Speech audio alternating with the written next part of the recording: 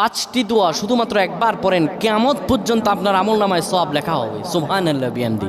আপনি মরে যাবেন তাও আপনার নামে আমলনামা লেখা হবে, আপনি কবরে চলে যাবেন তাও আপনার নামে আমলনামা লেখা হবে।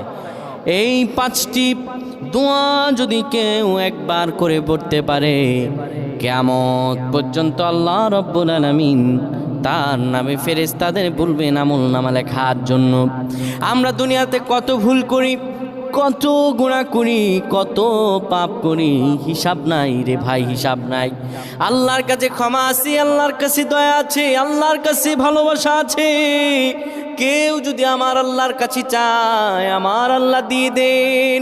ও আমার প্রাণের ভাইরা, 5টি দোয়ার মাঝে 1 নাম্বার দোয়া হলো সুবহানাল্লাহি ওয়া বিহামদিহি, এটি পড়তে হবে। 2 নাম্বারে পড়তে হবে আদাদা খালকি, 3 নাম্বারে পড়তে হবে অরিদা নাফসিহি, 4 নাম্বারে পড়তে হবে জিনাত আরশিহি।